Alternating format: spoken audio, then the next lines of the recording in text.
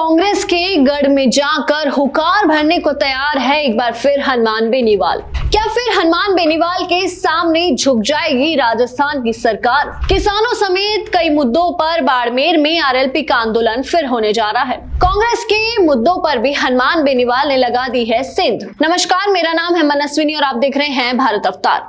किसानों के हक की हुंकार एक बार फिर सड़कों से सत्ता के गलियारों तक गूंजती नजर आ रही है और इस सियासी टकराव का केंद्र इस बार नागौर बन चुका है और वजह है हनुमान बेनीवाल। जिस अंदाज में बीते महीनों में राष्ट्रीय लोकतांत्रिक पार्टी यानी आरएलपी ने राजस्थान सरकार को कदम कदम पर बैकफुट पर आने को मजबूर किया है, उसने सियासत की दिशा ही बदल दी है। आज हालात ऐसे हैं कि चाहे किसान आंदोलन हो या कोई बड़ी जन समस्या हो, सत्ता के खिलाफ आवाज उठानी हो या दबाव बनाना हो, हर लड़ाई का रास्ता अब नागौर से होकर गुजरता दिखाई दे रहा है। दरअसल गुड़ामलानी आंदोलन को लेकर आज आरएलपी के वरिष्ठ नेता थान सिंह ढोली और ताजा राम सियाग नागौर पहुंचे, जहां उन्होंने पार्टी सुप्रीमो और नागौर सांसद हनुमान बेनीवाल से उनके आवास पर शिष्टाचार भेंट की। इस दौरान बाड़मेर और बालोतरा क्षेत्र के किसानों से जुड़े गंभीर मुद्दों पर विस्तार में चर्चा भी हुई।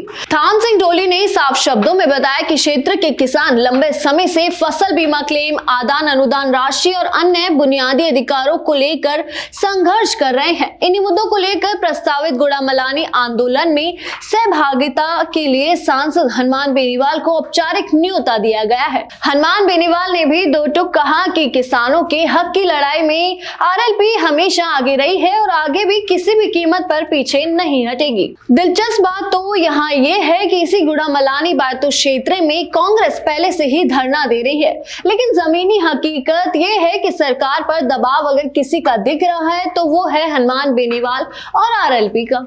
राजनीतिक गलियारों में चर्चा तेज है कि जिस तरह सरकार पहले भी आरएलपी के मुद्दों पर झुकी है, उसी तरह एक बार फिर सरकार हनुमान बेनीवाल के दबाव में फैसला ले सकती है और कांग्रेस की मांगे तो अनदेखी वो लगातार कर ही रही है। और यही वजह है कि सवाल उठ रहे हैं कि क्या कांग्रेस के वरिष्ठ नेता हरीश चौधरी को इन किसान मुद्दों को खुद आगे आकर नहीं उठाना चाहिए था? और क्या अब आरएलपी हरीश चौधरी के ही इलाके में जाकर अपना दबदबा कायम कर रही है? सूत्रों की माने तो आरएलपी सिर्फ आंदोलन तक सीमित नहीं बल्कि 2028 की पूरी तैयारी में जुट चुकी है। हनुमान बेनीवाल जिस तरह कांग्रेस के बड़े बड़े दिग्गज नेताओं को तोड़कर आरएलपी में शामिल करवा चुके हैं, उससे साफ है कि सियासी तस्वीर बदल रही है। कभी जिस क्षेत्र में कांग्रेस मजबूत मानी जाती थी, वहीं आज आरएलपी के सामने कांग्रेस कमजोर पड़ती नजर आ रही है। किसानों के मुद्दे हो, सीमांकन का मामला हो या प्रशासनिक फैसला, हर मोर्चे पर हनुमान बेनीवाल सरकार के लिए चुनौती बनते नजर आ रहे हैं। कुल मिलाकर तस्वीर साफ है, किसानों की हर बड़ी लड़ाई में अब एक ही नाम उभर रहा है, हनुमान बेनीवाल। और यही वजह है कि सियासत में चर्चा है कि जहां हनुमान बेनीवाल खड़े होते हैं वहां सरकार को झुकना ही पड़ता है। मगर इस पूरे मुद्दे पर आपके क्या विचार हैं, हमें कमेंट सेक्शन में जरूर बताएं और ऐसी ही तमाम खबरें और अपडेट्स के लिए जुड़े रहिए भारत अवतार के साथ। धन्यवाद।